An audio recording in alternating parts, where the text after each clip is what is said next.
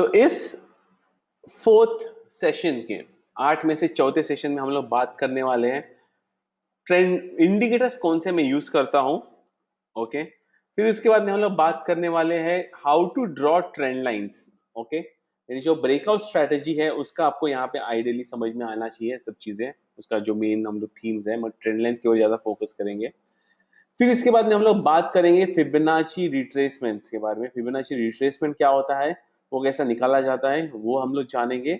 और फाइनली हम लोग जानेंगे कि फिबोनाची एक्सटेंशन को हम लोग कैसे ड्रॉ करते हैं। तो ये 4 चीजें आज हम लोग सीखेंगे, बहुत फास्ट हो जाएंगे। ओके, सबसे पहले इंडिकेटर्स कौन से यूज करता हूँ। ये मेरा नॉर्मल चार्ट है, आपको दिख रहा है। बाय डिफॉल्ट सबसे पहला इंडिकेटर अपना है प्राइस। ओके, खुद जो है जो कैंडल्स बन रही है ना, वो कैंडल्स दर्शा रही कि ओवरऑल स्टॉक में मूवमेंट क्या आ रहा है। तो प्राइस इटसेल्फ अपना एक इंडिकेटर है, क्योंकि भाव कभी झूठ नहीं बोलता है। जो दिखेगा सामने वही एक्चुअल में उस दिन ट्रेड हुआ है।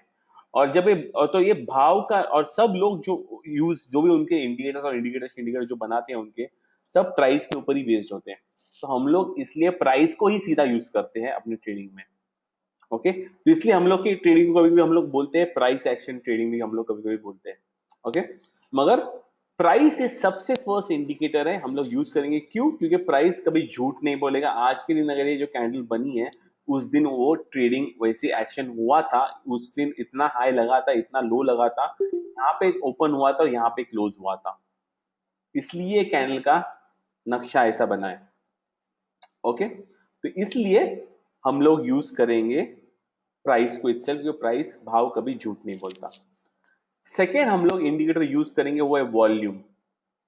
वॉल्यूम भी कभी झूठ नहीं बोलता, क्योंकि वॉल्यूम, अगर ये वॉल्यूम इस दिन इतना वॉल्यूम हुआ है, मतलब उतना एक्चुअल शेयर्स का वॉल्यूम उस दिन ट्रेड हुआ है।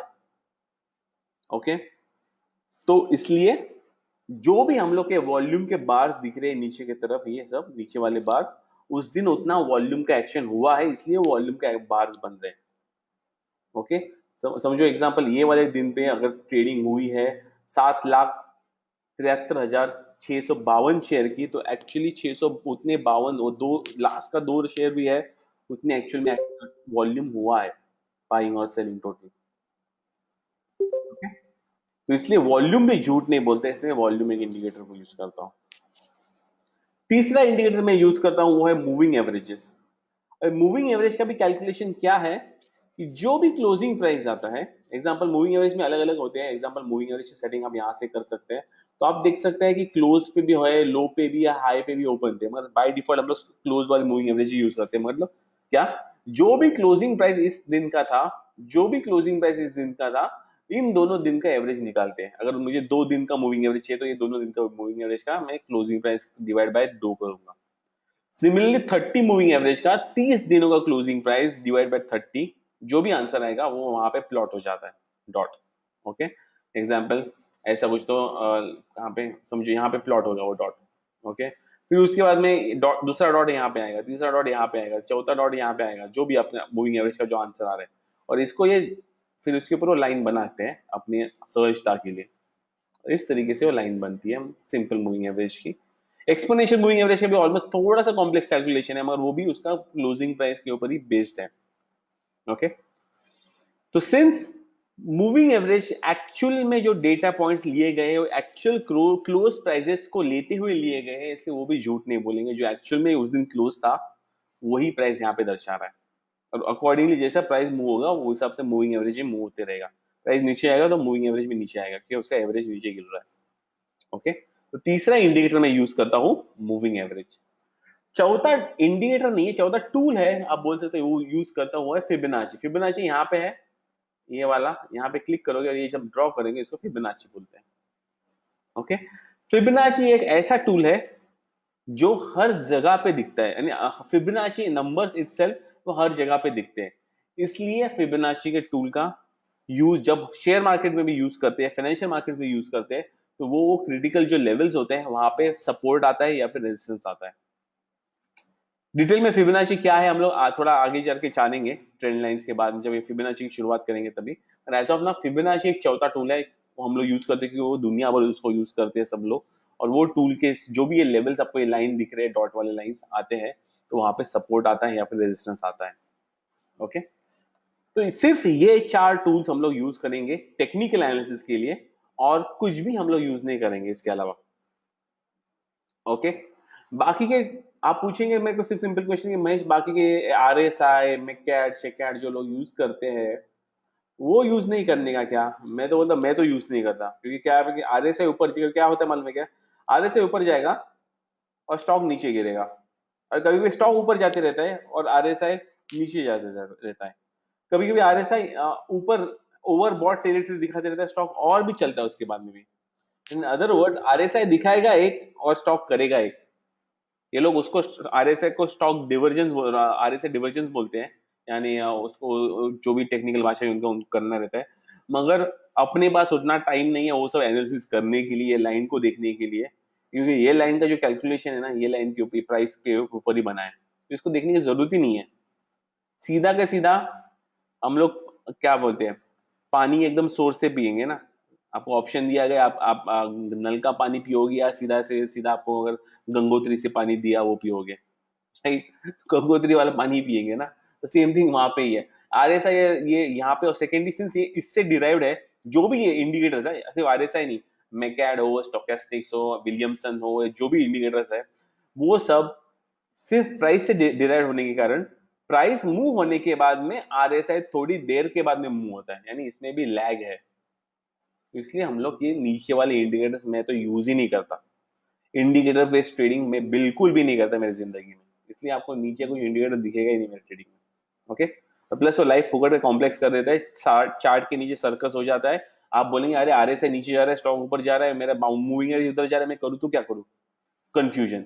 उससे अच्छा लाइफ सिंपल रखो, सिर्फ प्राइस, वॉल्यूम, मूविंग एवरेज और फिबोनाची से ही बहुत बड़ा पैसा बनता है, और बड़े लोग यही यूज करते हैं, इसके अलावा और कुछ भी मैजिक यूज नहीं करते। Okay, that's it, as simple as that. तो अभी हम लोग अभी प्राइस के ऊपर कैसे समझेंगे हम लोग एंट्री कहाँ पे लेना है? प्राइस तो ऐसे कुछ समझ में नहीं आ रहा है, ऊपर जा रहे हैं, नीचे आ रहा है, ऊपर जा रहा है, नीचे जा रहा है।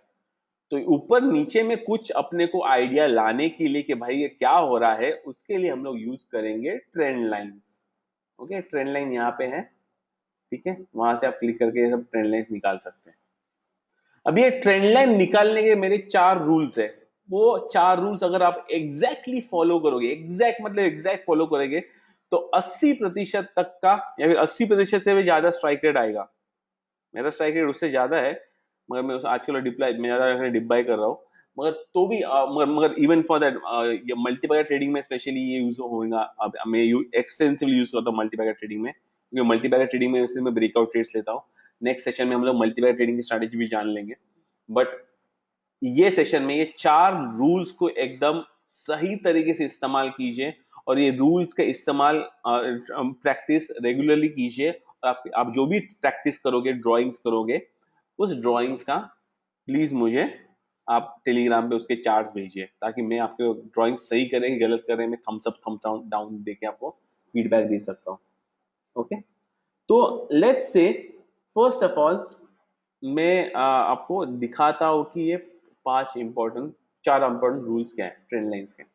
ओके, तो रूल नंबर 1, जितनी लंबी ट्रेंड लाइन उतनी बड़ी अच्छी। समझो मेरे पास 2 स्टॉक्स हैं, और 2 स्टॉक्स में जैसे एक ट्रेंड लाइन एक ये है, एक ट्रेंड लाइन ये है, तो मैं ये स्टॉक को प्रेफरेंस दूंगा, इस स्टॉक को प्रेफरेंस नहीं दूंगा। क्यों? क्योंकि बहुत टाइम से ये स्टॉक यहाँ पे लटक रहा है, और बहुत उसने प्रतीक्षा करने के बाद में उसकी प्रतीक्षा सफल हुई, और जब यहां से निकलेगा ना तो बहुत तेजी से निकलेगा। मगर ये वही सेम ये स्टॉक इतना शायद तेजी से ना निकले, क्योंकि उसने कुछ ज्यादा टाइम बिताया नहीं है, शायद ऐसा करके ऐसा वापस आ जाए। ओके, तो मेरे पास में अगर 2 ऑप्शंस हैं, तो 2 ऑप्शन में से जो लंबी ट्रेंड लाइन है ना, वही ऑप्शन सिलेक्ट करूंगा। आप बोलेंगे महेश लंबी मतलब कितनी लंबी, 1 सेंटीमीटर लंबी, 2 सेंटीमीटर लंबी, या 5 फुट लंबी, 50 फुट लंबी, कितनी लंबी? तो उसका आंसर है कि 20 कैंडल्स, 20 कैंडल्स। ओके, अब मंथली चार्ट के 20 कैंडल्स हो, या वीकली चार्ट के 20 कैंडल्स हो, या फिर डेली चार्ट के 20 कैंडल्स हो, कुछ फर्क नहीं पड़ता है, मगर कम से कम 20 कैंडल तो होने ही चाहिए आपके ट्रेंड लाइन में जो आप निकालोगे वो। ओके, अगर ट्रेंड लाइंस के स्टार्ट पॉइंट से और एंड पॉइंट तक 20 कैंडल होंगे तो फिर मैं बोलूंगा चलो भाई अच्छी ट्रेंड लाइन है। 15 कैंडल के ऊपर आप ट्रेंड लाइन मुझे निकाल के भेजोगे, मैं बोलूंगा बकवास सेटअप है, बोलूंगा मैं। ओके, तो 20 कैंडल या फिर उससे ज्यादा वाले अगर सेटअप्स हो गए या फिर पैटर्न्स हो गए जहां पे ट्रेंड लाइन ऐसे निकल रही है और जहां पे 20 कैंडल से इसके बीच में स्टार्ट कैंडल नंबर 1 से लेकर कैंडल नंबर 20 यहाँ पे है, तो उन कैंडल्स को मैं, सॉरी वो ट्रेंड लाइन को मैं ज्यादा भाव दूंगा।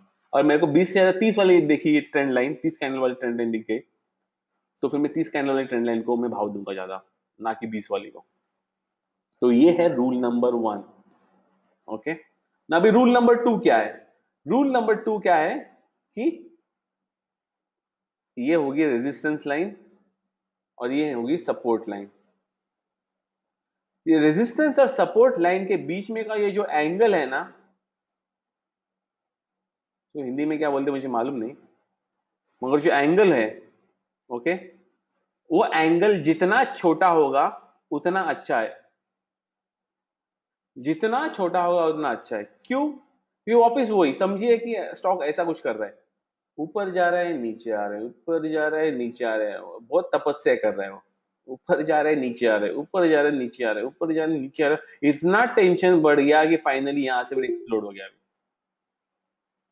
ओके, ये क्यों होता है? क्योंकि ये पोटेंशियल एनर्जी जो होती है स्टॉक में, वो टेंशन बढ़ते जाते बढ़ते जाते बढ़ते जाते, और फाइनली जब यहाँ से जब फूटता है बाहर तो बहुत तेजी से निकलते हैं ऊपर की तरफ। ये एक चीज हो गया। सेकेंडली, अगर आपको टेक्निकल लेवल पे अगर इसमें एक ट्रेड में स्टॉप लॉस लेना है तो इसका स्टॉप लॉस ये जो लाइन है ना, सपोर्ट लाइन, इसके नीचे यहाँ पे ये स्टॉप लॉस होगा। स्टॉप लॉस भी बहुत नजदीक रहता है। ओके, तो इसलिए ये दोनों ट्रेंड लाइंस के बीच वाले एंगल जो होगा वो बहुत कम होना चाहिए। बहुत कम बोलेगा महेश, बोले कितना? ऑफिस में एक डिग्री लेके पढ़ू क्या? क्या बोलते हैं उसको, क्या उसको क्या वो टूल को बोलते हैं, एनीवेज जो भी है, उसको एंगल पढ़ने वाला जो टूल होता है वो, उसको मैं भूल गया, मैं इंग्लिश नाम भी भूल गया उसका। और वो देख के करूँ क्या? बोले नहीं, normally on a daily chart ये जो गैप होना चाहिए ना, हाँ, कोण मापक, इंग्लिश में क्या बोलते हैं उसको, प्रोट्रैक्टर क्या उसको बोलते हैं, एनीवेज। तो ये वाला जो गैप है ना, 3.5% से ज्यादा नहीं होना चाहिए on a daily chart. Weekly chart पे ये वाला गैप शायद 7% से ऊपर नहीं होना चाहिए, 7 से 10% बोलूंगा मैं। मंथली चार्ट पे ये गैप एक इवन 20, 25, 30% रहेगा तो भी चल जाएगा। ओके, मतलब कि यहाँ पे समझो क्लोज स्टॉक का यहाँ पे आया है, तो आपका स्टॉप लॉस जो होना चाहिए ना, वो 3.5% से ज्यादा नहीं होना चाहिए, तो ही वो परफेक्ट सेटअप है। अगर ये स्टॉक यहाँ पे 10% के ऊपर क्लोज आया और ऐसा सेटअप रहेगा तो भी मैं ट्रेड ना करूँ उसको। ओके, तो ये ध्यान में रखें। तो एंगल जो है, एंगल के बाद में जो क्लोज आ रहा है, या फिर तो फिर आप एग्जैक्ट ब्रेकआउट पे बाय कर, ऑन द मूव यानी ब्रेकआउट हो रहा है और आप बाय कर रहे हैं तो भी एक आध बार वो रिस्की है, मगर तो भी करोगे तो भी ठीक है। तो भी मगर वो जो ऑन द ब्रेकआउट यानी ट्रिगर बाय रखोगे वहां पे, तो भी वो 3.5% का ये स्टॉप लॉस होना चाहिए वहां पे, इतना ध्यान में रखें। ओके, तो angle should be as small as possible. जितना आप आड़ा एंगल लोगे, ऐसा कुछ तो करोगे स्टॉक में, तो फिर प्रॉब्लम में आओगे। ऐसा कुछ समझो, ऐसा सेटअप ढूंढोगे तो फिर प्रॉब्लम में आएगा।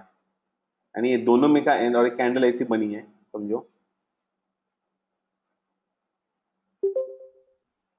आपका स्टॉप लॉस रहेगा इधर की तरफ, तो नीचे, इसके नीचे, और ये डेली चार्ट पे अगर ये 3% से ज्यादा होगा तो फिर ये बकवास है ट्रेड। क्लोजिंग प्राइस या तो फिर ब्रेकआउट लेवल से लेके स्टॉप लॉस लेवल पे आपका गैप 3 साढ़े 3% से ऊपर नहीं होना चाहिए, इतने ध्यान में रहिए। प्रिफरेबल ब्रेकआउट लेवल ही पकड़ के चलिए, मगर इसका मतलब ये नहीं कि ब्रेकआउट लेवल से ऊपर 10% चलने के बाद में लीजिए। ओके, तो बहुत पेशेंस का आपको दिखा रही है। महेश महेश मेरे 10 ट्रेड छूट गए तो ऐसा एग्जैक्ट सेटअप के लिए मेरे को घाई क्यों करना है भाई? 4 ट्रेड भी साल में, वापिस वही बोलूंगा, 4 ट्रेड भी साल में मिलते आपको 25,000 का, 9 साल में 1 करोड़ बन जाएगा। घाई नहीं है अपने को, एग्जैक्ट ट्रेड के लिए रुकिए, कोई प्रॉब्लम नहीं है। ओके, और दिखते हैं ऐसे सेटअप बहुत बार, एग्जैक्ट वाले सेट एकदम। ओके, तो ये है रूल नंबर 2 कि angle should be as small as possible. Rule number 3, ये बहुत इंपॉर्टेंट रूल है। हालांकि सबसे के सब इंपॉर्टेंट रूल्स है, पर ये भी बहुत इंपॉर्टेंट रूल है। ट्रेंड लाइन, हम लोग एक पॉइंट से ना दूसरे पॉइंट तक बहुत सारे ट्रेंड लाइन निकाल सकते हैं, ऐसी निकाल सकते हैं, कभी कभी हम लोग ऐसी भी ट्रेंड लाइन निकाल सकते हैं, कभी कभी ऐसी भी ट्रेंड लाइन निकाल सकते हैं। और ओके, दूसरी ट्रेंड लाइन कुछ तो ऐसी आएगी समझो, फिर ऐसी भी आ सकती है, ऐसी भी आ सकती है। ओके, एक पॉइंट से। तो अब बोलेंगे यार महेश यार, ये तीन ट्रेंड लाइन आ रही है, इसमें से कौन सी सिलेक्ट करूं मैं वो बोलूंगा वो ट्रेंड ट्रेंड लाइन को सिलेक्ट करना जिसमें मैक्सिमम नंबर ऑफ कैंडल का हाई या तो फिर लो टच हो रहा है। समझो ये वाले ट्रेंड लाइन पे सिर्फ दो ही कैंडल टच हो रहे हैं, ये वाले ट्रेंड लाइन पे समझो, मैं अभी से ऐसे निकाल रहा हूँ, एक दो तीन टच हो रहे हैं कैंडल्स, और ये वाले ट्रेंड लाइन पे 5 पॉइंट्स टच हो रहे हैं। तो मैं बोलूंगा ये जो 5 पॉइंट टच हो रहे हैं ना, वो वाले ट्रेंड लाइन को सिलेक्ट करो, ना कि दो वाले को। और ये टच कैंडल का एग्जैक्ट हाई को होना मांगता है, ट्रेंड लाइन बीच में से पास होगा तो मैं नहीं उसको काउंट करूंगा, एग्जैक्ट हाई को टच होना मांगता है तो ही उसको काउंट करना है कैंडल को। तो वही वैलिड ट्रेंड लाइन को सिलेक्ट करना है एंगल ड्रॉ करते वक्त जो मैक्सिमम नंबर ऑफ कैंडल के हाई को, एग्जैक्ट हाई को या तो फिर एग्जैक्ट लो को टच करते हैं, नहीं तो बीच में से पार होने वाले कैंडल्स को नहीं गिनना है। ठीक है, तो ये रूल नंबर 3 है। सेम थिंग ऊपर की तरफ भी आने वक्त जो उसके एग्जैक्ट जो लोज बनेंगे, ऐसा बना या फिर ऐसा भी कैंडल बना तो भी चलेगा, और एग्जैक्ट को पॉइंट्स काउंट करना है, क्योंकि वही आपको दिखाएगा कि ये जब ट्रेंड ब्रेक होगा तभी वो ब्रेकआउट आएगा, यानी वो एग्जैक्ट उसका रेजिस्टेंस लेवल है या फिर एग्जैक्ट वो उसका सपोर्ट लेवल है। ठीक है, ये पॉइंट नंबर 3 है। Trend line maximum number of highs और लोज को टच होनी मांगती है। ओके, इसके बाद में फोर्थ पॉइंट और फाइनल पॉइंट, ट्रेंड लाइन जो निकालेंगे should touch the outer most points. Okay, let's say मैं भी यहाँ पे कैंडल निकालता हूँ, एक कैंडल की सिर्फ शेंडी निकालता हूँ, okay? बाद में समझो कैंडल ऐसा नीचे नीचे वाला नहीं निकालता हूँ। तो एक समझो एक कैंडल थी, ये कैंडल बनी, ये कैंडल बनी, ये कैंडल बनी, ये कैंडल बनी, ये कैंडल बनी, ये कैंडल बनी, ये कैंडल बनी, ये कैंडल बनी। ओके, सभी मुझे समझो, बाकी ये सब नीचे वाले बॉक्सेस है उसके। ओके, नीचे सब उसके बॉक्सेस है।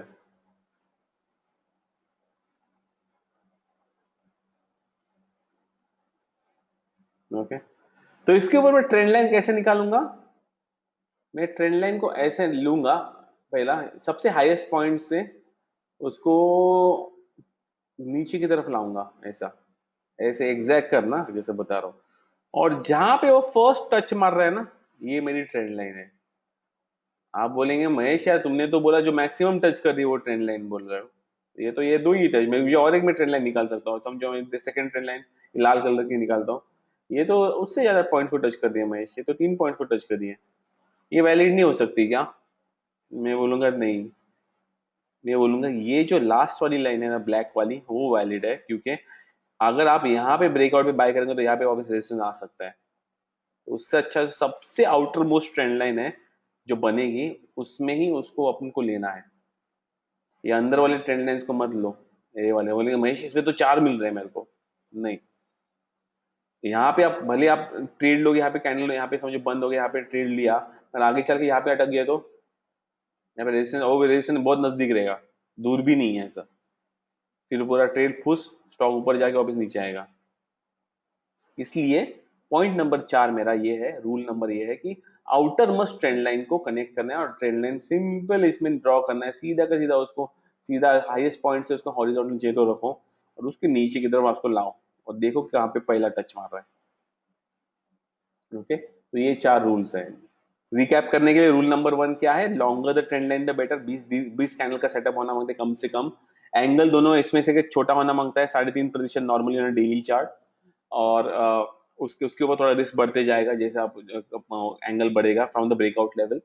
उसके बाद में तीसरा rule, candle should meet maximum number of highs और लोज ऑफ द कैंडल, वही वैलिड ट्रेंड लाइन है। चौथा रूल है, trend line should connect the outer most points, सबसे आउटर मोस्ट कैंडल्स को कनेक्ट होना मांगता है। ये 4 रूल्स आप एग्जैक्टली फॉलो करोगे, एग्जैक्टली, तो 80% प्लस का स्ट्राइक रेट आएगा आपको टेक्निकल लेवल पे। ओके, मैं एग्जांपल अभी एशियन पेंट्स का एग्जांपल बता देता हूँ मंथली चार्ट पे। अभी मुझे इसके ऊपर ट्रेंड लाइन ड्रॉ करनी है। ओके, मैं इसके ऐसे निकालूंगा। ओके, अभी इसमें कितने पॉइंट टच हो रहे हैं? 1 2, ये मैं काउंट नहीं करूंगा, ये आर पार हो रही है, ये भी नहीं काउंट करूंगा, आर पार हो रही है। 3 4, 4 पॉइंट्स को टच हो रहा है, बहुत अच्छा है। सिमिलरली अपवर्ड स्लोपिंग में निकालूंगा मैं।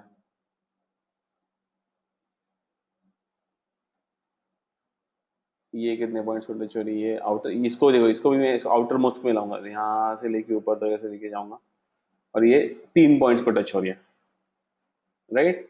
अब इस कैंडल का कितना सेटअप है, कितने दिनों का, कितने कैंडल का सेटअप है? ऑलमोस्ट 1 2 3 4 5 6 7 8 9 10 11 12 13 14 15 16 17 18 19 20 कैंडल का सेटअप है, ठीक है। लॉन्गर द ट्रेंड लाइन, अच्छी लंबी ट्रेंड लाइन है, टेंशन नहीं है।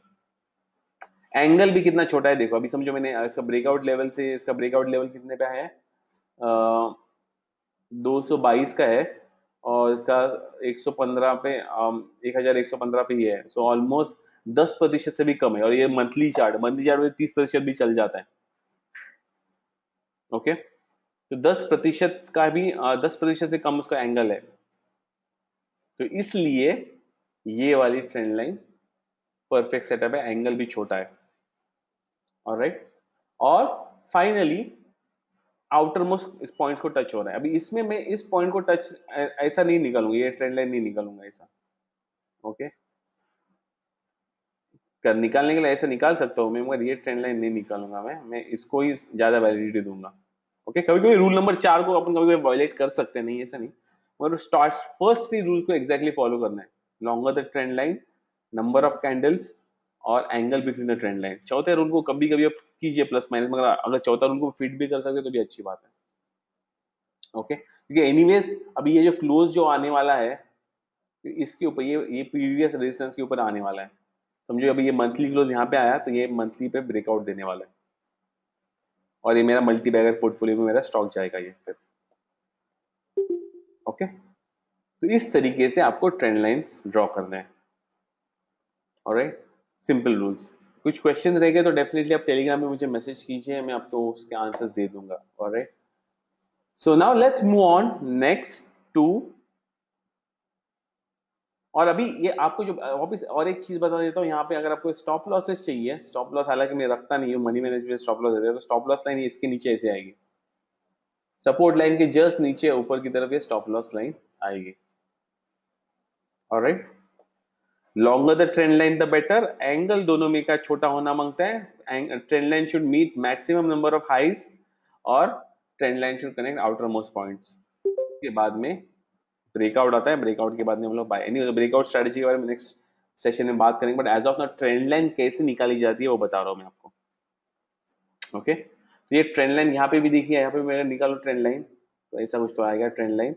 ये देखिए यहाँ पे भी ट्रेंड लाइन, यहाँ पे ब्रेकआउट आया, उसके बाद में स्टॉक चला 3 कैंडल्स, राइट, सेम थिंग। तो ये सेटअप्स आपको बहुत टाइम दिखेंगे, और ये एनी अलग पैटर्न्स दिखेंगे, पैटर्न्स के बारे में आगे चल के बात करेंगे, बट ट्रेंड लाइन कैसे निकाली जाती है आज आपने सीखा है। अगर ये आप सही से ट्रेंड लाइन की 4 प्रॉपर्टीज को, 4 में से टॉप 3 प्रॉपर्टीज को एग्जैक्टली फॉलो करोगे, तो आपको मल्टी बैगर ट्रेड्स भी मिलेंगे, 100% ज्यादा चलने वाले ट्रेड्स भी मिलेंगे, और सब कुछ मिलेगा। सिर्फ लाइन, 2 लाइन का कमाल है पैसा कमाने के लिए, बच्चा भी निकाल सकता है, सिर्फ आपको सही तरीके से सीधी लाइन निकालनी है। ओके, जितना प्रैक्टिस करोगे उतना अच्छा है,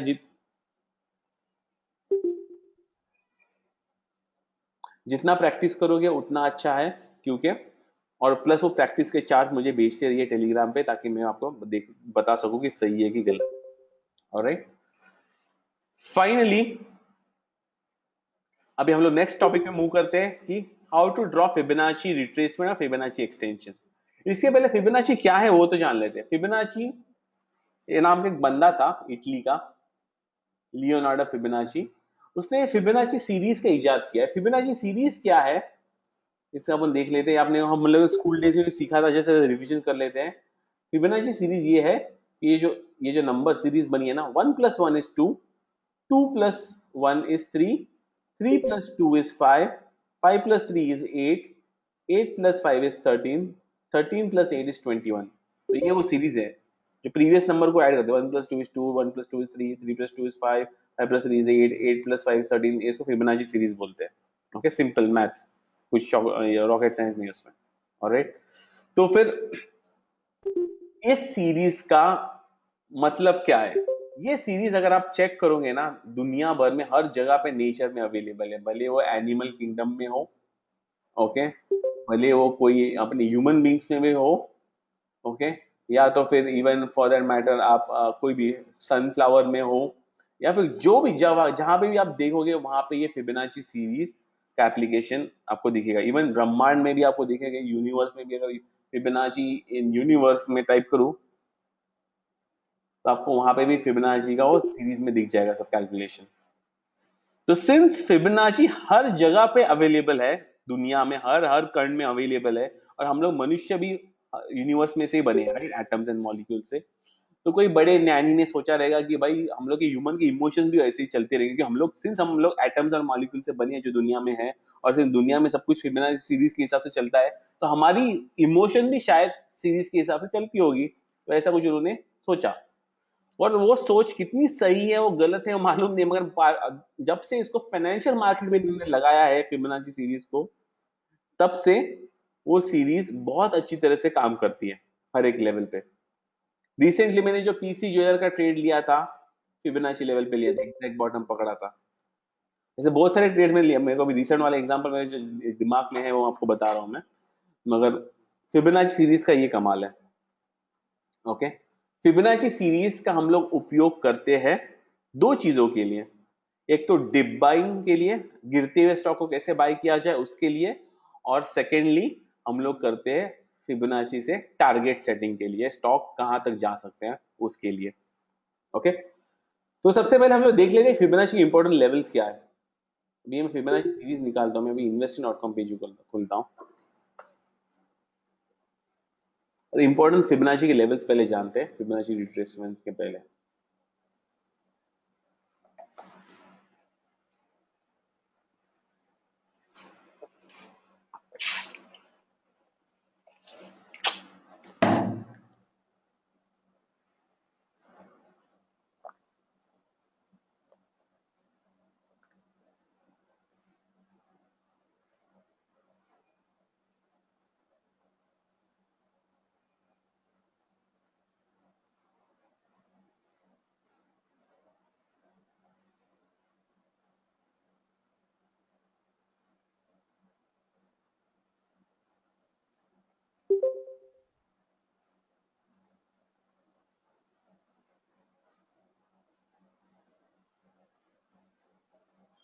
इसको जरा नीचे लेता हूं।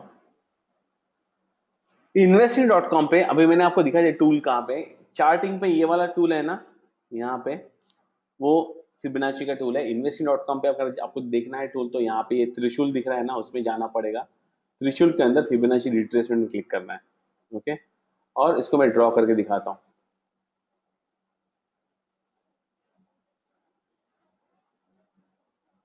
ओके, तो अभी ये कुछ नंबर्स आपको दिख रहे हैं, ये 0, 0.236, 0.322, 0.5, 0.618, 0.786 और 1।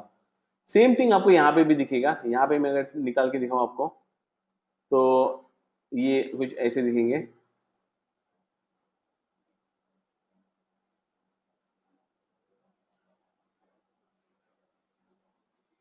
यहाँ पे आपको 0, 23.6, 38.2, 50%, 61.8%, 78.6%, 100%। यहाँ पे उन्होंने 100 परसेंटेज में टर्म्स दिए है, टूल ये नंबर्स दिए है, यहाँ में उन्होंने परसेंटेज में नहीं दिए, मगर वो एक वन एंड द सेम है, 0.786 और 78.6% is one and the same. Okay, तो दोनों टूल्स में कंफ्यूज मत होइए, 50% बता रहे हैं और यहाँ पे 0.5 बता रहे हैं, यहाँ पे परसेंटेज नहीं है इसलिए 0.5 बता रहे हैं।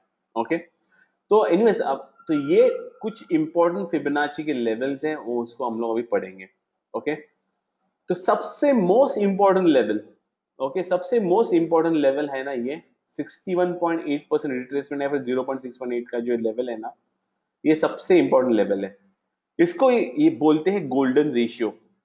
ओके, हम लोग के जो भी ह्यूमन बींग्स हैं या हम लोग या फिर जो भी मनुष्य जीव है, जो भी प्राणी जगत में या फिर जो भी जिधर भी है, ये 61.8% रेशियो हर जगह पे आपको दिखेगा। ओके, अपने कलाई से लेके अपने हाथ तक का माप अगर लोगे 61.8% बीच में रहेगा कलाई तक, और उसके आगे 38.2 होगा। तो वो रेशियो 61.8 और 38, और ये आपके ब्रेक आपको हमेशा दिखेगा। ओके, इसलिए उसको गोल्डन रेशियो बोलते हैं। स्टॉक मार्केट में इसका इस नंबर का यूज कैसे करते हैं? अगर स्टॉक 61.8% रिट्रेसमेंट के नीचे ट्रेड कर रहा है तो मतलब मंदी में है, वो पर्टिकुलर टाइम फ्रेम पे। समझो आपने अगर एशियन पेंट्स का मैंने चार्ट 3 मंथ के 5 ईयर 3 मंथ के टाइम फ्रेम पे खोला है, 3 मंथ्स डेली पे खोला है, और मैंने इसके ऊपर समझो फिबोनाची ड्रॉ की, तो अभी आप देख सकते हैं कि ये stock as of now 61.8% retracement के ऊपर है, तो मतलब ये शॉर्ट टर्म ट्रेडिंग के हिसाब से ये तेजी में है। ओके, मगर वही स्टॉक ने अगर समझो मैंने पीसी ज्वेलर्स खोला, ओके, पीसी ज्वेलर्स खोला और मैंने इसके ऊपर फिबोनाची निकाला, फिबोनाची निकालने के बाद मेरे को दिखेगा ये स्टॉक 61.8% रिट्रेसमेंट लेवल के नीचे है। ओके, और इसके नीचे कंटिन्यूसली ट्रेड कर रहा है, मतलब ये स्टॉक मंदी में है। ठीक है, तो इन अदर वर्ड्स 61.8% बुल और बेयर मार्केट का मेक और ब्रेक लेवल है वो पर्टिकुलर स्टॉक के लिए या फिर वो पर्टिकुलर इंडेक्स के लिए, निफ्टी के लिए, जो भी है वो टाइम फ्रेम जो देख रहे हैं वो हिसाब से। ओके, लंबी टाइम फ्रेम पे अगर मैं जाऊं, ऑल डेटा पे जाऊं, मंथली पे जाऊं, तो शायद कुछ अलग भी हो सकता है। अभी इस स्टॉक में तो अलग नहीं है, इस स्टॉक में इधर भी नीचे ही है वो स्टॉक, मगर उसे बताने के हिसाब से बता रहा हूँ कि अभी ये लॉन्ग टर्म ट्रेंड में भी बेयर मार्केट में चला गया है। ओके, तो एकदम बेकार टूटा है, ऐसा है। सिमिलरली अगर आप लुपिन जैसे स्टॉक देखोगे देखोगे तो ये अभी तक टूटा नहीं है, अभी तो वहां पे आके लटका है। लॉन्ग टर्म ट्रेंड जो उसका है यहाँ से लेके यहाँ तक, तो ये 61.8% के आराम वहां पे आके रुका है, और वहां पे सोच रहा है मैं करूँ तो क्या करूँ, नीचे जाओ ऊपर जाओ, जो भी है वो। तो ये उसका ब्रेक और ब्रेक लेवल है अभी लाइफ टाइम चार्ट पे। ओके, तो ये सबसे क्रिटिकल लेवल है हम लोग के अंडरस्टैंडिंग के लिए, ये स्टॉक मंदी में चला गया है या फिर तेजी में अभी भी है। ओके, इसके बाद में सेकेंड मोस्ट इंपॉर्टेंट लेवल अपने ट्रेडिंग के हिसाब से वो है 38.2 रिट्रेसमेंट। ये जो 38.2 रिट्रेसमेंट है ना, ये बहुत इंपॉर्टेंट लेवल। इसमें क्या होता है कि ज्यादा करके क्या होता है जब स्टॉक तेजी में रहते हैं, ओके, तेजी में होते हैं, तेजी के बाद में फर्स्ट टाइम जब करेक्शन मारते हैं, तो फर्स्ट टाइम यहां से बाउंस होने के चांसेस बहुत हाई होते हैं। आप देख सकते हैं लुपिन 1200 से बाउंस होके 1700 तक गए। लार्ज कैप स्टॉक है, बहुत बड़ा बड़ा है, 12 से 1700 में 25% से भी ज्यादा बड़ा है ओवरऑल। ओके, तो दैट इज व्हाट, तो ये इस लेवल का इंपॉर्टेंस है। तो हम लोग तेजी वाले स्टॉक में ट्रेड करते हैं, राइट? वैसे भी हम लोग आगे चल के देखेंगे स्कैनिंग और जब सीखेंगे तभी, पर आप लोगों ने अगर देखा है ऑलरेडी वीडियोस और सब कुछ, आपके लिए रिकैप होगा। बट पॉइंट यही बता रहा हूँ कि 38.2 अपने ट्रेडिंग के हिसाब से ये बहुत क्रिटिकल लेवल है, क्योंकि यहाँ से आके स्टॉक्स घूमते हैं ऊपर की तरफ। ओके, वापस वो जो भी particular time frame, daily weekly monthly, जो भी आप टाइम फ्रेम के हिसाब से आप जो जो परसेंटेज गेन चाहिए वो हिसाब से ट्रेड करना चाहते हैं, वो हिसाब से वहां से आपको वो फिबोनाची ड्रॉ करना है वो पर्टिकुलर टाइम फ्रेम पे। इसके बाद में सेकंड मोस्ट इंपोर्टेंट लेवल है ये 50%। इसको मैं बोलता हूं बाय जोन। 38.2 और 50 के बीच में आके ये कहां पे तो स्टॉक रुक जाता है। कभी कभी 38.2 से घूम जाता है, कभी कभी 38 और 50 के बीच में या 50 पे आके भी रुक के घूम सकता है। ओके, डिप बाय स्ट्रेटेजी के बारे में हम लोग जब पढ़ेंगे एडिशनली तभी हम उसमें डिटेल में बात करेंगे। एज ऑफ ना 50% ये तीसरा मोस्ट इंपॉर्टेंट लेवल है, ये ध्यान में रखिए। ओके, वैल्यू इन्वेस्टिंग का भी मैं आपको सिखाने वाला हूँ आने वाले सेशंस में। तो उसमें आज के मेरे वैल्यू इन्वेस्टिंग में क्या कर रहा हूँ कि 50% से मैं बाय करना चालू करूंगा। पहला इंस्टॉलमेंट 50% में बाय करूँ, सेकंड इंस्टॉलमेंट में 61.8 पे करूँ, थर्ड में 78.6 पे करूँ, और फोर्थ में अभी 885 का लेवल यहाँ पे दिख रहा नहीं है, मैं आपको दूसरी जगह से दिखा दूँ कैसे निकालना है उसको। ओके, तो ये फोर्थ इंपॉर्टेंट लेवल है 50%। और नॉर्मली ज्यादा के स्टॉक्स यहाँ पे आके इस लेवल में आके रुक जाएंगे, जो अच्छे स्टॉक्स है, बुल मार्केट के स्टॉक्स है, वो यहाँ पे आके एक बार तो रुक के ऊपर की तरफ चलेंगे, मतलब चलेंगे अपने अपने टाइम फ्रेम के हिसाब से उतना चलेंगे। ओके, इसके बाद में बहुत तेजी में कभी कभी स्टॉक यहाँ से भी घूम जाता है, मगर वो इतना ज्यादा घूमते नहीं है। 23.61 एक छठा लेवल है, जो आप सॉरी पांचवा, कितने होंगे लेवल्स, 1 2 3 फोर्थ लेवल हो गया, जो जहां से स्टॉक घूम सकता है। मगर यहाँ पे एग्रेसिव, बहुत एग्रेसिव बाइंग हो जाएंगे अगर आपको बाय करना है यहाँ पे तो। ओके, मैं नॉर्मली 38.2 पे बाय करता हूँ, या फिर 38.50 के बीच में बाय करता हूँ। ओके, इसके बाद में इंपॉर्टेंट लेवल है 78.6। ये लेवल ज्यादा करके एडवांस पैटर्न्स में यूज किए जाते हैं। ओके, एडवांस पैटर्न्स मेनली जैसे बैट पैटर्न, गार्टली पैटर्न, वहां पे आके स्टॉक, यहाँ पे आके भी स्टॉक रुक सकता है। ओके, इसके अलावा और एक एडिशनल लेवल है जो यहाँ पे आप निकाल नहीं सकते, आपको investing.com पे जाना पड़ेगा। यहाँ पे आप इसको क्लिक कीजिए। ओके, क्लिक करने के बाद में ये दो गोल आएंगे, मतलब हाईलाइट हो गया। हाईलाइट होने के बाद में ऊपर की तरफ ये आपको ये सेटिंग का चक्र आ जाएगा। सेटिंग के चक्र में जाके आप इस लेवल को ऐड, एक लेवल को ऐड कर सकते हैं। मैं यहाँ पे इसको ऐड करता हूँ, यहाँ पे 0.885, ठीक है, और इसको मैं चेक मार्क करूंगा तो ये एक लेवल ऐड हो गया। तो ये 0.885 जो लेवल है ना, यहाँ पे भी आके सपोर्ट लेता है। जो मैंने पीसी यूजर का जो स्टॉक लिया था ना, मैंने 0.885 पे लिया था। यहाँ पे बैट कंप्लीशन, एक बैट पैटर्न नाम का एक पैटर्न है, एडवांस पैटर्न, उसका कंप्लीशन यानी यहाँ पे बाय जोन उसका आता है। ओके, तो ये एक लेवल है जो फिबोनाची का इंपॉर्टेंट लेवल है, one of the important levels. वह सबसे इंपॉर्टेंट अपने ट्रेडिंग के हिसाब से 38 पॉइंट और 50। ओके, ये ध्यान में रखिए। बाकी अभी इनको अगर आपको सिर्फ फर्स्ट टाइम अगर इन चीजों को देख रहे हैं तो जबरदस्ती उसको रटने की जरूरत नहीं है। आप जैसा प्रैक्टिस करेंगे लेवल सब आपके दिमाग में आ जाएंगे। ओके, जितना प्रैक्टिस करोगे फिर आंख बंद करके लेवल्स के सब नंबर आपके दिमाग में रह जाएंगे। एज ऑफ नाउ रटने की बिल्कुल भी जरूरत नहीं है। ऑलराइट, सो इस तरीके से ये सब हो गए अपने फिबोनाची रिट्रेसमेंट के लेवल्स। गिरते हुए मार्केट में ये लेवल्स पे स्टॉक सपोर्ट लेते हैं। ओके, और वापस उछाल मार सकते हैं। अभी हम लोग जानेंगे, बिफोर फिबोनाची एक्सटेंशन पे जाने से पहले हम लोग जानेंगे कि फिबोनाची रिट्रेसमेंट को कैसा निकाला जाता है। ओके, मैं फिबोनाची रिट्रेसमेंट को दो तरीके से निकालता हूं। ओके, और दो तरीके से सिर्फ मैं डेली चार्ट पे निकालता हूं। ओके, ये बहुत इंपॉर्टेंट चीज है। बहुत मेंटीज यहाँ पे कंफ्यूज हो जाते हैं, तो इसलिए स्पेसिफिकली सुन लीजिए इसको कि अभी let's say Asian paints. Okay, daily chart पे मैं दो तरीके से इस पे निकालूंगा। समझो अभी मुझे एशियन पेंट्स पे निकालना है मुझे। ओके, अभी स्टॉक यहाँ पे है, तो मैं क्या करूंगा, मैं इसका इस स्टॉक पे, इस चार्ट पे, इस टाइम फ्रेम पे जो भी हाईएस्ट पॉइंट है, जहां पे भी हो, यहाँ पे हो, कुछ फर्क नहीं पड़ता है, बीच में हो, जो भी हाईएस्ट पॉइंट है और जो भी लोएस्ट पॉइंट है उसके ऊपर मैं फिबोनाची पुल करूंगा, फिबोनाची रिट्रेसमेंट पुल करूंगा। इसको क्लिक करूंगा, from the highest point two the lowest point. Lowest point कुछ तो यहाँ पे दिख रहा है मुझे, यहाँ तक पुल करूंगा। तो इसको बोलते हैं हम लोग टाइम बेस फिबोनाची, यानी टाइम फ्रेम फिक्स्ड है इसलिए इसको मैं टाइम बेस फिबोनाची बोलता हूं। ओके, टाइम बेस फिबोनाची हम वीकली चार्ट में भी निकालते हैं, मंथली चार्ट में भी निकालते हैं, और डेली चार्ट में तो श्योर शॉर्ट निकालते ही है। ओके, तो जो भी अभी इसका भी, अभी एक प्रीवियस वाला स्टॉक पे जाते हैं, लुपिन। लुपिन में कहां पे निकालू मैं, यहाँ पे तो राइट पे तो हाई नहीं है, हाई कहां पे चार्ट पे, यहाँ पे हाई है, और लो कहां पे है, यहाँ पे लो है। ओके, जरा और मैं जरा इसको 4 मंथ पे निकालो, जरा अच्छा दिखेगा शायद चार्ट। ओके, अभी 4 मंथ पे हाई कहां पे हो गया, यहाँ पे हो गया। लो कहां पे है, लो शायद यहाँ पे है। तो फिर वापस मैं कैसा पुल करूंगा, हाईएस्ट पॉइंट से लेके लोएस्ट पॉइंट तक, ये मेरी फिबोनाची बन गई। ओके, ये भी टाइम बेस्ड फिबोनाची है। टाइम बेस्ड फिबोनाची आप डेली, वीकली, मंथली चार्ट पे सब जगह पे निकाल सकते हो। ओके, और वहां वो हिसाब से आपको जो भी आप टाइम फ्रेम पे ट्रेड कर रहे हो, वो हिसाब से उसका आपका परसेंटेज गेन्स होगा, और वैसा उतना टाइम आपको निकालना पड़ेगा उस स्टॉक में।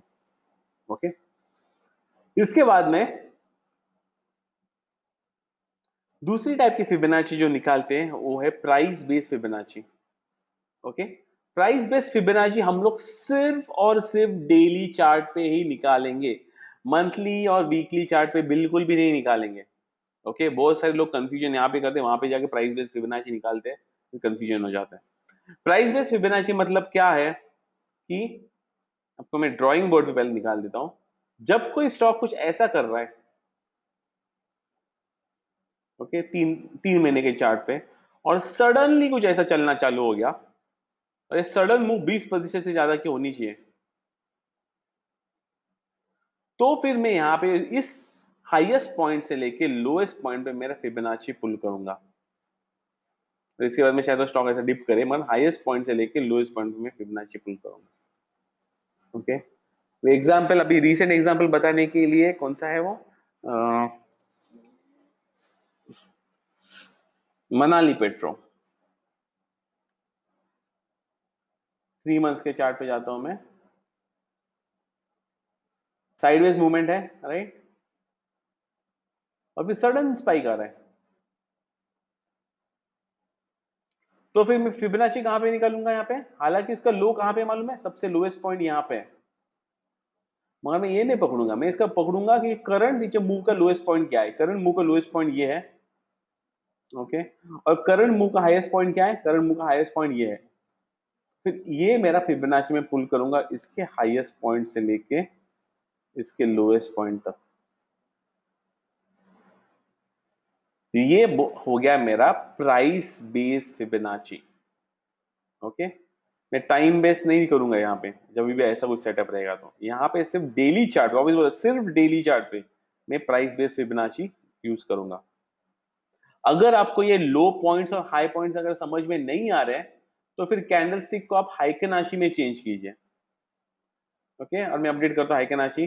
तो हाइकेनाशी का सबसे लोएस्ट पॉइंट है, फर्स्ट पॉइंट जहां से व्हाइट कैंडल चालू हो रही है और व्हाइट कैंडल का हाई, वो आपका फिबोनाची का होगा, highest point of the white candle, और फिर highest point of the first white, lowest point of the first white candle, तो ये आपका फिबोनाची लेवल हो गया। ओके, अगर आपको एग्जैक्ट अभी इसमें ये चार्ट में समझ में आ रहा था, मैं कोई चार्ट में समझ में नहीं आता है कि भाई कहाँ से मैं लो और कहाँ से हाई पकड़ूं, तो बताने के लिए हाइकेनाशी का सबसे पहले रेड कैंडल के खत्म होने के बाद में सबसे व्हाइट कैंडल का फर्स्ट जो पॉइंट है, लोएस्ट पॉइंट है, उसको पकड़ने का, और उसके बाद के या फिर वो कैंडल का जो भी हाईएस्ट पॉइंट है उसके ऊपर आपको ड्रॉ करना है। ओके, तो आई कैन अचीव यूज कर सकते हैं, मगर मेरे को अभी आदत है, इससे मैं कैंडल स्टिक्स यूज करता हूँ, तो मुझे मालूम है कि ये सबसे लोएस्ट पॉइंट है और ये सबसे हाईएस्ट पॉइंट है, आपको दिखने भी आता है एक्चुअल में वैसा। ऑलराइट, तो इस तरीके से ये प्राइस बेस्ड फिबोनाची हम लोग ड्रॉ करेंगे, रिट्रेसमेंट। ओके, तो इस तरीके से हम लोग दो तरीके के फिबोनाची रिट्रेसमेंट हम लोग ड्रॉ करते हैं। और एक कॉमन मिस्टेक हम लोग करते हैं ड्राइंग में फिबोनाची की, फिबोनाची को उल्टा निकालते, क्योंकि लोग फिबोनाची को ऐसे निकालेंगे। ओके, ये बोलेंगे महेश ने तो सेम दिख रहा है, गलत क्या है, गलत ये है कि आपका जीरो नीचे गया। हमेशा ध्यान में रखिए, फिबोनाची रिट्रेसमेंट में जीरो हमेशा ऊपर होता है। फिबोनाची रिट्रेसमेंट में क्या ऊपर होता है, जीरो हमेशा ऊपर होता है। ओके, अगर आप इसका एग्जैक्टली उल्टा निकलोगे ना, ऐसा कुछ, तो वो हो गया फिबोनाची एक्सटेंशन, जो अभी हम लोग पढ़ेंगे। मगर फिबोनाची रिट्रेसमेंट में जीरो हमेशा ऊपर की तरफ होना मांगता है और बाकी उसको नीचे की तरफ खींचना है, क्योंकि यहाँ पे इस दोनों चार्ज पे ना आपका खींचने का तरीका ना अलग है। इसमें अपन नीचे से ऊपर लेके जाते हैं, मगर फाइनली जीरो ऊपर ही है इसमें। और मगर इसमें हम लोग ऊपर से नीचे खींचते हैं, मगर यहाँ पे जीरो से उसका कोडिंग, उनकी जो सॉफ्टवेयर की कोडिंग उन्होंने वैसे की है, जैसे हम लोग कुछ कर नहीं सकते। मगर इतना ध्यान में रखिए, जीरो ऊपर होना चाहिए, दोनों भी इसमें जीरो ऊपर होना चाहिए। ओके, अभी हम लोग देखते हैं कि फिबोनाची एक्सटेंशन क्या है। फिबोनाची रिट्रेसमेंट का एग्जैक्टली ऑपोजिट है फिबोनाची एक्सटेंशन। अब इसका टूल कहां पे मिलेगा, इसका टूल यहाँ पे नहीं मिलेगा, इन्होंने अब तक दिया नहीं चार्टिंग वालों ने, आपको investing.com पे ही मिलेगा। और कहां पे मिलेगा, वही सेम टूल, फिबोनाची रिट्रेसमेंट का ही टूल अपने को यूज करना है। इन्होंने भी फिबोनाची एक्सटेंशन नाम का अलग से टूल यूज नहीं किया, इन्होंने निकाला नहीं है। फिबोनाची रिट्रेसमेंट को लेना है और उसको एग्जैक्टली ऑपोजिट जब निकालेंगे, जहां पे फिबोनाची रिट्रेसमेंट में जीरो हमेशा नीचे होता है। ये दोनों में मेन फर्क है, रिट्रेस सॉरी एक्सटेंशन में जीरो नीचे होता है, रिट्रेसमेंट में जीरो ऊपर होता है, एक्सटेंशन में जीरो नीचे होता है। और ये ऊपर के जो लेवल्स बने हैं ना, एक के ऊपर के, उनको हम लोग एक्सटेंशन बोलते हैं। फिबोनाची रिट्रेसमेंट का यूज करते हैं हम लोग डिप बाइंग के लिए, बाय एंट्री ढूंढने के लिए। फिबोनाची एक्सटेंशन का यूज करते हैं हम लोग फिबोनाची के स्टॉक के टारगेट चूज करने के लिए। ओके, एग्जाम्पल अगर मैं इसका डेली के बाद मैं अभी से मनाली पेट्रो निकालता हूँ यहाँ पे। ओके, अभी समझो मुझे मनाली पेट्रो पे मुझे टारगेट सेट करना है। Remove hide marks on ball. Okay, Manali petro पे मुझे इंडिकेटर सेट करना है, और इसको ऊपर चार्ट को ऊपर नीचे करने के लिए माउस को इसके ऊपर लेके जाइए, नंबर स्केल के ऊपर, और माउस को ड्रैग कीजिए ऊपर नीचे तो ये छोटा हो जाएगा। ओके, समझिए मुझे मनाली पेट्रो का टारगेट निकालना है। ओके, और अज्यूम कीजिए कि ये लाइफ टाइम हाई पे स्टॉक है। अभी ये हालांकि स्टॉक लाइफ टाइम हाई पे नहीं है, मगर समझिए लाइफ टाइम हाई पे, अज्यूम कीजिए लाइफ टाइम हाई पे स्टॉक है, तो मैं टारगेट निकालू कैसे? क्योंकि अगर लाइफ टाइम हाई पे नहीं होगा तो आप लेफ्ट हैंड साइड पे जो भी रेजिस्टेंस आएगा उसको देख के हम रख सकते हैं टारगेट। मगर अगर जो भी स्टॉक लाइफ टाइम हाई पे है, जैसे एग्जाम्पल एशियन पेंट्स है। ओके, तो एशियन पेंट्स से मुझे टारगेट निकालना है लाइफ टाइम हाई पे, तो कैसा निकालू? पहले मनाली पेट्रो का दिखा देता हूँ, एशियन पेंट्स पे आते हैं। तो फिर सेम थिंग, पिवट हाई से लेके पिवट लो के ऊपर मैं फिबोनाची एक्सटेंशन निकालूंगा। फिबोनाची एक्सटेंशन में जीरो नीचे होता है और ये ऊपर की तरफ जा रहे हो एक्सटेंशन, एग्जैक्ट वही जो लेवल पे मैंने एग्जैक्ट फिबोनाची रिट्रेसमेंट निकाला है ना, वही लेवल पे उल्टा करके मैं उसको फिबोनाची एक्सटेंशन बना दूंगा। और फिर इधर में कुछ और पैरामीटर्स ऐड करूंगा। ऐड करने के लिए मैं वापस इसको क्लिक करूंगा। क्लिक करने के बाद में ऐसे चक्र आ जाएगा, चक्र में हमें ये दो लेवल एडिशनल सिलेक्ट करूंगा, 1.272 और 1.414। ये ओके करूंगा। ओके करने के बाद में मुझे लेवल्स आ गए।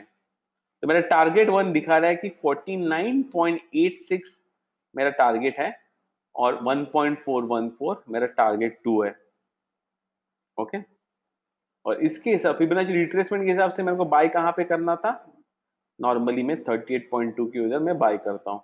तो समझिए मैंने यहाँ पे फिबोनाची रिट्रेसमेंट निकाला है, तो मेरा बाय यहाँ पे बन रहा है 41.6 पे मेरा बाय बन रहा है। ओके, और 41.6 पे बाय करने के बाद में मेरा टारगेट आ रहा है 49.86। ओके, और सिंस मनाली पेट्रो में लेफ्ट हैंड साइड में अगर मैं चेक करता हूँ तो रेजिस्टेंस लेवल है, तो इसलिए आपको देख सकते हैं कि वो ये लेवल ऑलमोस्ट वही लेवल में मैच हो रहा है। ये देखो यहाँ पे प्रीवियस टॉप है 49.46 जो भी है। तो इस तरीके से संजोग भी है ना, एग्जैक्ट वो फिबोनाची एक्सटेंशन लेवल और प्रीवियस टॉप भी हो जाता है, क्योंकि मार्केट नोइंगली अनोइंगली हम लोग सब हार्मोनिकली काम करते हैं। तो इस तरीके से अभी इस पर्टिकुलर में फिबोनाची एक्सटेंशन से भी ये रेजिस्टेंस आ रहा है और प्रीवियस टॉप भी आ रहा है। ओके, मगर अभी सेम थिंग अगर मुझे एशियन पेंट्स में निकालना है, एशियन पेंट्स, ठीक है, एशियन पेंट्स के मंथली चार्ट पे मुझे टारगेट निकालना है। ओके, मंथली चार्ट पे मैं जाऊंगा। मंथली चार्ट पे तो stock already life time high पे है, राइट?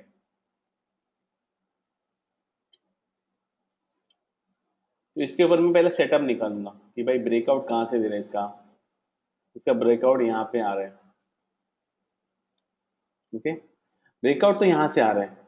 फिर ये टारगेट कहाँ तक जा सकते हैं? टारगेट के लिए इस झंड यहाँ से शुरुआत हो रहा है ना, उसके पहले का जो मूव है, उसके पहले का जो मूव है ना, ये वाला जो मूव, इस मूव के ऊपर आपको फिबोनाची एक्सटेंशन निकालना है। झंडे का जो डंडा होता है उसके ऊपर फिबोनाची एक्सटेंशन निकालना है, यानी जो भी प्लेट्यू होने जहां से आपका राइट हैंड साइड में जाना चालू हो जाएगा, फ्लैट होना चालू हो जाएगा, फ्लैट का जो फर्स्ट स्टार्टिंग पॉइंट है, ओके, उससे लेके ये जो डंडा बन रहा है, ये जो प्रीवियस मूव है उसके ऊपर आपको बनाना है। क्योंकि ये क्या है, ये सब कंसोलिडेशन पैटर्न। इसमें क्या होता है, स्टॉक जाता है ऐसा, साइडवेज कंसोलिडेट होता है और फिर चलता है, और ये कितना चलेगा ये इस मूव पे डिपेंडेंट है। तो इसलिए हम लोग फिबोनाची एक्सटेंशन में इस मूव पे ही निकालेंगे। ओके, तो वो मैं कर रहा हूँ। तो यहाँ पे मेरा अगर आपको ये मूव एग्जैक्ट समझ में नहीं आ रहा है तो आप इसको हाइकेनाशी में चेंज कर सकते हैं। हाइकेनाशी में डालता हूँ तो हाइकेनाशी में देख सकते हैं कि एग्जैक्ट वही है, राइट? फर्स्ट रेड कैंडल के बाद में फर्स्ट ग्रीन कैंडल यहाँ से ही चालू हो रही है। तो अगर कंफ्यूजन होगा तो हाइकेनाशी भी यूज कर सकते हैं। और मैं यहाँ पे फिर फिबोनाची एक्सटेंशन डालता हूँ, हाईएस्ट पॉइंट से लेके lowest point of the first green candle अभी इन दिस केस। तो आप देख सकते हैं टारगेट वन आ रहा है 1322, जो अभी ऊपर हिट करके वापस नीचे की तरफ आ रहा है। जिसने भी यहाँ पे अगर समझो किसने ब्रेकआउट पे 12 बाय किया होगा, इसने यहाँ पे आके सेल किया टारगेट 1 पे। ओके, ये शॉर्ट टर्म टारगेट्स है, इमीडिएट ट्रेडिंग टारगेट्स है। इस तरीके से फिबोनाची एक्सटेंशन आप ब्रेकआउट सेटअप्स पे निकाल सकते हो या फिर डिप बाय सेटअप से निकाल सकते हो। जो भी प्रीवियस मूव है उसके बाद में जो कंसोलिडेशन पीरियड आता है, या फिर जो कंसोलिडेशन पीरियड के पहले प्रीवियस जो इमीडिएटली जो मूव थी, उसके ऊपर आपको निकालना है। ये ऐसा हो कि ब्रेकआउट सेटअप में कुछ ऐसा दिखेगा और डिप बाय सेटअप में कुछ ऐसा दिखेगा, मगर ये वाले डंडे पे ही निकालना है फिबोनाची एक्सटेंशन, जैसे मैंने बताया वैसा। कंफ्यूजन हो रहा होगा तो हाइकन आशी पे स्विच कर सकते हैं, कंफ्यूजन नहीं है तो कैंडलस्टिक्स का यूज कीजिए। ओके, तो इस तरीके से फिबोनाची और मेनली फिबोनाची एक्सटेंशन टूल का इस्तेमाल अनचार्टेड टेरिटरी में बहुत अच्छी तरह से होता है। जैसे अभी किसको मालूम, अभी 1312 लेवल किसी को भी मालूम नहीं रहेगा ना। आपने बोले लेफ्ट हैंड साइड पे तो कोई रेजिस्टेंस ही नहीं, कहां तक जाएगा स्टॉक, कहां तक जाएगा स्टॉक है, फिबोनाची एक्सटेंशन ही बता सकता है। इसलिए फिबोनाची एक्सटेंशन टूल सबसे भारी एकमेव ऐसा टूल है जो अनचार्टेड टेरिटरी में बता सकता है कि टारगेट कहां तक है स्टॉक का। Okay, technically, proper technically. तो इस तरीके से हम लोग ये फिबोनाची रिट्रेसमेंट्स बाइंग के लिए यूज करेंगे, फिबोनाची एक्सटेंशंस टारगेट सेटिंग के लिए यूज करेंगे। फिबोनाची एक्सटेंशन अगर लाइफ टाइम में हाई पे रहेगा तो सिर्फ फिबोनाची एक्सटेंशन का यूज कीजिए, मगर अगर चार्टेड टेरिटरी में होगा और लेफ्ट हैंड साइड में कुछ रहेगा, जैसे मनाली पेट्रो का एग्जांपल बताया, तो फिर फिबोनाची एक्सटेंशन के साथ में देखिए कि लेफ्ट हैंड साइड पे और कहाँ पे रेजिस्टेंस आ रहा है, तो वो सबसे बेस्ट सेलिंग लेवल होगा। ओके, तो इस तरीके से ये पूरे चारों चीजें आज जो हम लोगों ने सीखे हैं, indicators, how to draw trend lines, Fibonacci retracement extension, इसमें सब कुछ मेरे सब जो टेक्निकल स्ट्रेटजीज है, बाइंग, ब्रेकआउट्स और डिप बाय, इसमें कवर होती है। सिर्फ आपको प्रैक्टिस करना है रेगुलरली जाके ट्रेंड लाइंस ड्राइंग, आपको रेगुलरली प्रैक्टिस करना है फिबोनाची ड्राइंग। ओके, वो दोनों रिट्रेसमेंट एक्सटेंशन दोनों प्रैक्टिस कीजिए और आपके जो भी चार्ट्स है मुझे कंटिन्यूस लेवल पे आप मुझे भेजते रहिए। ऑलराइट, दैट्स इट, इतना ही सेशन में, आज के इस सेशन में मुझे कवर करना था। किसी को कुछ क्वेश्चंस रहेंगे तो आप मुझे टेलीग्राम पे भेज सकते हैं।